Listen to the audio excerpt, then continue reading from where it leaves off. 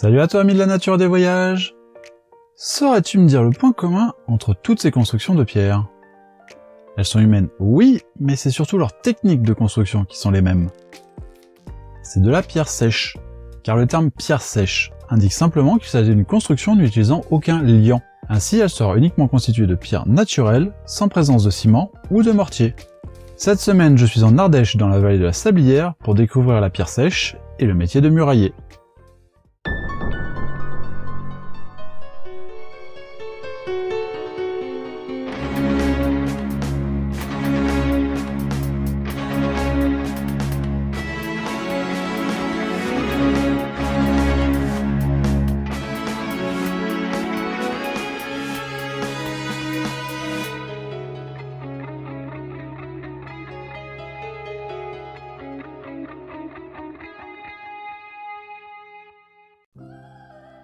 Qu'est-ce qu'un murailler? Quelqu'un qui construit des murailles? Non, juste des murs. Et encore, pas que. Cet artisan va profiter des ressources qui sont sur place pour réaliser diverses constructions paysannes. Des abris, des puits, des drains pour l'eau, des grangettes, voire des granges, ou des pigeonniers. Mais aussi des murs pour délimiter les parcelles, suivre le relief, réaliser des terrasses. Et c'est là le cœur de son métier, d'où le nom. Les murs réalisés avec la technique de la pierre sèche ont des rôles très variés. Enfin, en théorie. Car en Ardèche, au vu du relief, ils ont deux rôles principaux.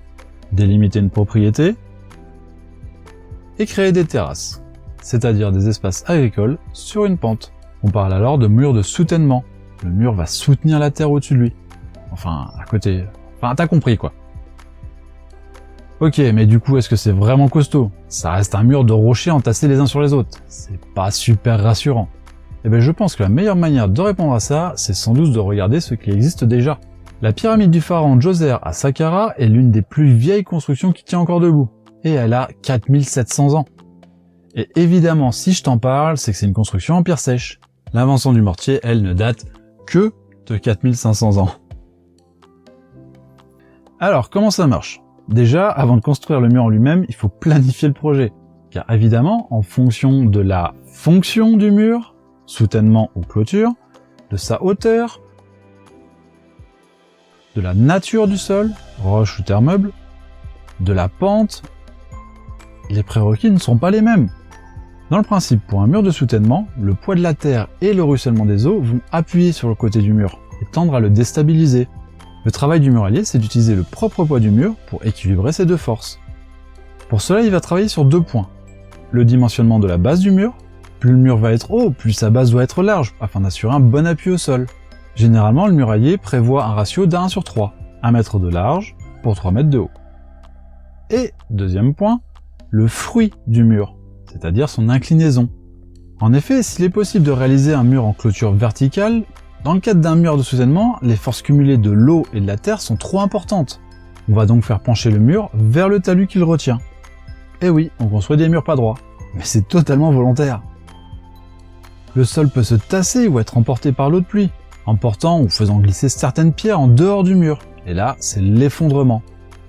Le choix du fruit est dicté par la hauteur du mur et la force de poussée des terres. Plus la pente est forte, plus la force à contrer est élevée. Bref, il faut une certaine expertise, mais ça vaut le coup. En effet, en montagne, le plus gros problème, c'est l'eau. Dès qu'il pleut, l'eau roule sur la pierre sans être absorbée par la terre et dévale les pentes à grande vitesse. Créer un mur de béton ne permettrait pas à l'eau de passer, et le poids de l'eau s'ajouterait donc à celui de la terre, pour finir par faire s'écrouler un mur qui ne serait pas très épais.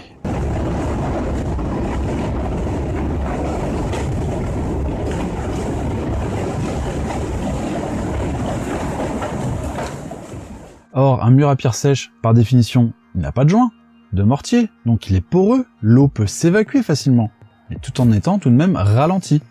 C'est donc un choix logique, une solution technique adaptée.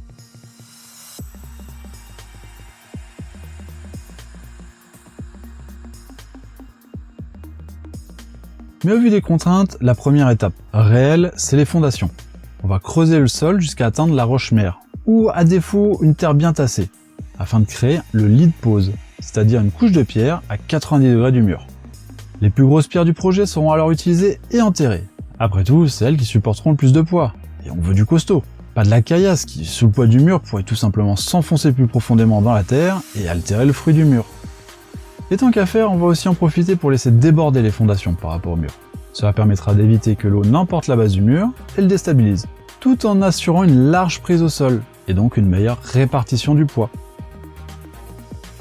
Nos fondations sont achevées, il est temps de monter ce mur.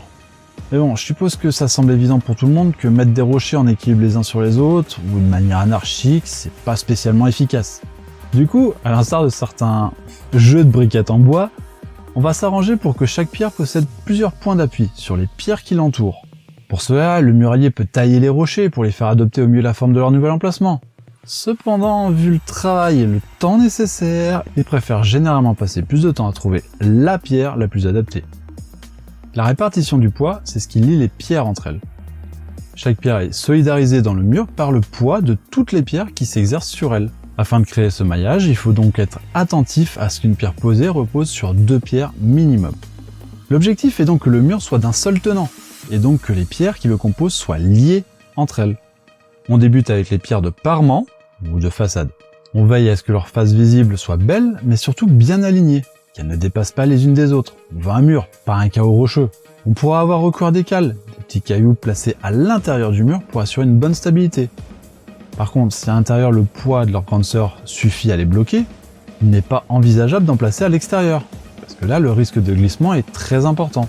Une fois la pierre de parement installée, on s'attaque de suite à celle qui lui fait face, et qui fera contact avec le talus, la pierre de contre-parement, et la technique est la même. Et enfin, on comble l'intérieur du mur afin de limiter au maximum les espaces vides. La construction du mur se fait ainsi, couche par couche, tout en faisant attention aux fruits de chaque pierre, et en particulier aux fruits des pierres de parement, celles qui risquent le plus de glisser en dehors du mur. Au fur et à mesure du montage des couches, l'épaisseur du mur va progressivement diminuer, afin que chaque nouvelle pierre de parement soit bien en contact avec celle du niveau inférieur. Enfin, la dernière couche de pierre se nomme la couronne, et comme elle sera particulièrement visible, le murailler essaie de sélectionner de belles et de grandes pierres.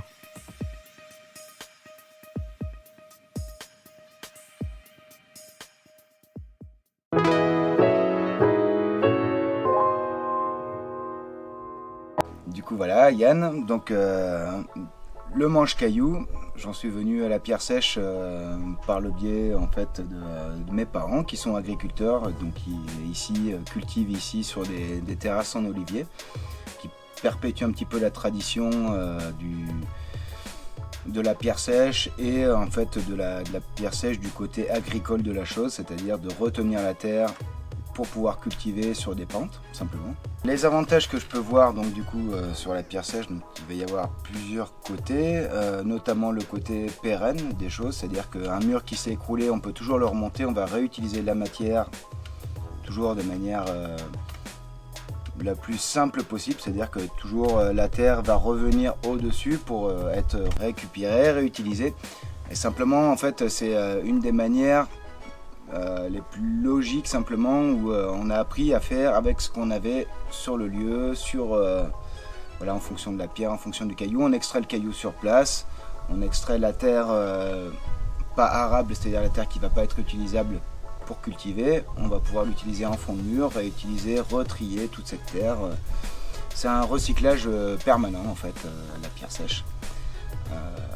Il y a d'énormes avantages à tous les niveaux. Il va y avoir le côté drainant du mur qui va permettre de faire passer l'eau, de faire comme une éponge finalement aussi, c'est-à-dire que toute la capacité de rétention d'eau de la terre qui est maintenue par ce mur en pierre sèche, ça va faire autant de litres d'eau qui ne vont pas s'évacuer et qui ne vont pas emporter les bonnes terres justement vers le fond. Alors après, les avantages et inconvénients qu'on pourrait y voir à la pierre sèche, c'est que c'est une technique qui est très très longue, notamment à apprendre. Il faut des années pour pouvoir être capable de monter un mur en pierre sèche en étant autonome et être capable de dimensionner, d'anticiper les éventuels problèmes, de voir ce qui a fait que le mur est tombé et que du coup on va le remonter de manière un petit peu différente parce qu'on va anticiper un petit peu. Par contre, c'est vrai que on a le côté au niveau du coût, au niveau du temps qui va être très très long. On est sur l'ordre de 1 mètre carré par jour. Je dirais que c'est presque 3 ou 4 fois moins par rapport à un mur maçonné classique. Ceci dit, on a quand même l'énorme avantage avec ça d'avoir une durée dans le temps qui est vraiment intéressante. C'est très difficile à dater, on peut dater les maisons mais c'est difficile de dater l'environnement autour, mais généralement c'est de l'ordre de 200 à 300 ans. Donc on sait que la durée de vie d'un mur en pierre sèche, généralement c'est entre 150 et 200 ans.